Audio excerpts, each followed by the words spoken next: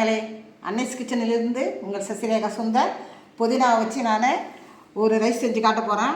இது பார்த்தீங்கன்னாக்கா புதினா புலாவ்னு பேர். இதுக்கு இது 2 டம்ளர் பாசுமதி ரைஸு கழுவி சுத்தம் பண்ணி ஒரு அரை மணி நேரம் ஊற வச்சு வச்சுருக்கேன். நான் சின்ன வெங்காயம் ஒரு கப்பு பார்த்தீங்கன்னா உரித்த பூண்டு, 1 டேபிள் ஸ்பூன் இஞ்சி பூண்டு பேஸ்ட்டு, ஒரு பச்சை மிளகா கட் பண்ணி வச்சுருக்கேன், ஒரு பட்டை, 2 லவங்கம், 2 கைப்பிடி புதினா கழுவி சுத்தம் பண்ணி வச்சுருக்கேன், ஒரு மூடி பார்த்தீங்கன்னா எலுமிச்சம்பழம், கரம் மசாலா கொஞ்சம். இதுக்கு பார்த்தீங்கன்னா தனி மிளகாத்தெல்லாம் எதுவும் தேவைப்படாது. அதே சமயம் பார்த்தீங்கன்னா தக்காளி பழம் இதெல்லாம் தேவைப்படாது. மீதி இதெல்லாம் தான். இந்த புதினாவை பார்த்தீங்கன்னா நான் மிக்சியில் போட்டு பேஸ்ட் அடித்து எடுத்து வந்துடுறேன். நான் அடுப்பத்தை வச்சு அது மேலே நம்ம குக்கரையும் வச்சுட்டோம். இதில் பார்த்தீங்கன்னா கொஞ்சமாக எண்ணெய் ஊற்றிக்கணும், சமையல் எண்ணெய் ஊற்றிக்கும்.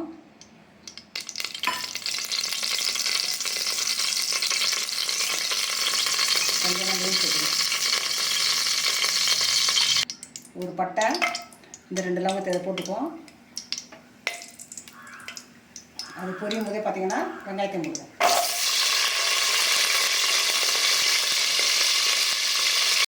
பூண்டு சேர்த்துக்குவோம். ஒரு பச்சை மிளகாய் அதையும் சேர்த்துக்குவோம்.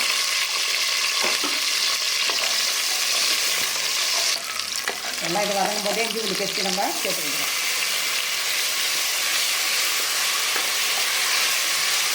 சூப்பர் டிஷ்ஷு பார்த்தீங்கன்னாக்கா இது பிரியாணி நிறைய இருக்கும். பிரியாணி சாப்பிட்ற மாதிரியே இருக்கும். நீங்கள் எப்போயா விருது நாளில் கூட இந்த செஞ்சு சாப்பிடலாம்.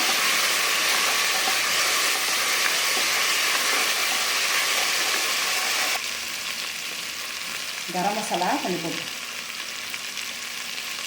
இதுக்கு ரொம்ப காரம் கம்மியாக தான் இருக்கும். இந்த டிஷ் பார்த்தீங்கன்னாக்கா உங்களுக்கு தேவையான இன்னொரு பச்சை மிளகா கூட சேர்த்துக்கலாம். அதான் செய்யலாம். 2 டம்ளருக்கு 2 பச்சை மிளகா போட்டுக்கலாம். நான் 1 பச்சை மிளகா தான் போட்டுக்கேன். கரம் மசாலாவும் கொஞ்சம் காரமாக இருக்கும். மீடியம் காரமாக இருக்குது பார்த்தீங்கன்னா. புதினா பேஸ்ட்டையும் இதில் சேர்த்துக்கேன்.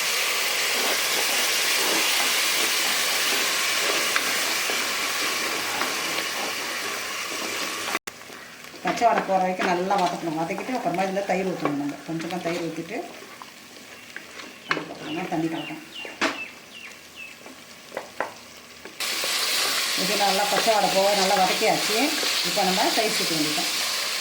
இது பார்த்தீங்கன்னா 1 டேபிள் ஸ்பூன் மேலே தயிர் வச்சுருக்கோம். இப்போ சேர்த்து ஒரு கிண்டி இப்போ தண்ணி ஊற்ற வேண்டிட்டோம். 2 டம்ளர் நம்ம பாசுமதி ரைஸை வச்சுருக்கோம். அதுக்கு பார்த்தீங்கன்னா 1க்கு 1.5 3 டம்ளர் தண்ணி ஊற்றிடுவோம்.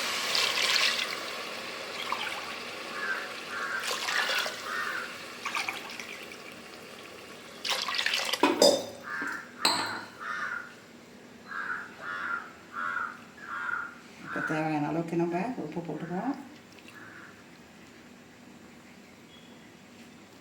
நல்லா கொதி வந்ததும் அரிசி போடணும்.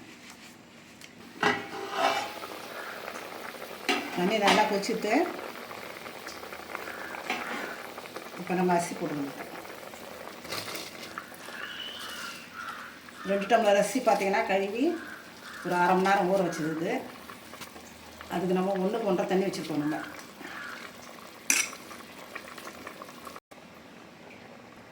கொஞ்சமாக எலுமிச்சம்பழம் நம்ம புளிஞ்சு விட்டுருவோம்.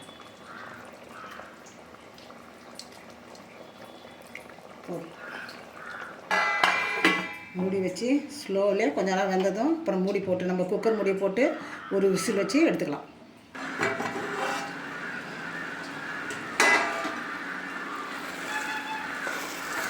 அரிசி பார்த்தீங்கன்னா நல்லா வெந்துருச்சு. ஒரே ஒரு விசில் வச்சா போதும். சூப்பராக மலர்ந்து நல்லா இருக்கும். தண்ணி பூரா சுண்டிடுச்சு. இப்போ குக்கர் மூடியை போட்டு நம்ம விசில் வச்சு ஒரே ஒரு விசில் வச்சு எடுத்துட வேண்டியதான். குக்கர் மூடி போட்டோம். அதுக்கு மேலே விசில் போட்டாச்சு. ஒரு விசில் அடிச்சதும் நம்ம ஆஃப் பண்ணிவிட்டு ஒரு 10 நிமிஷம் வச்சு திறந்தா சூப்பராக புதினா புலாவ் ரெடி ஆகிடும். 10 நிமிஷம் ஆகிட்டு திறந்து பார்த்தோம்.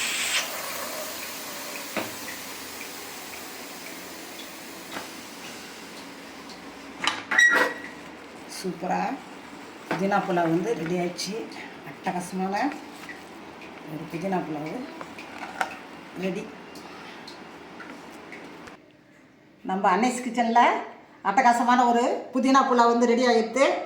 இது ரொம்ப ஈஸி டிஷ்ஷு. பார்த்தீங்கன்னா இது எல்லோரும் செஞ்சு சாப்பிட்லாம். வாரத்துக்கு ஒரு முறையாக அதுக்கு செஞ்சு சாப்பிடுங்க. செஞ்சு சாப்பிட்டு எனக்கு கமெண்ட்ஸில் சொல்லுங்கள்.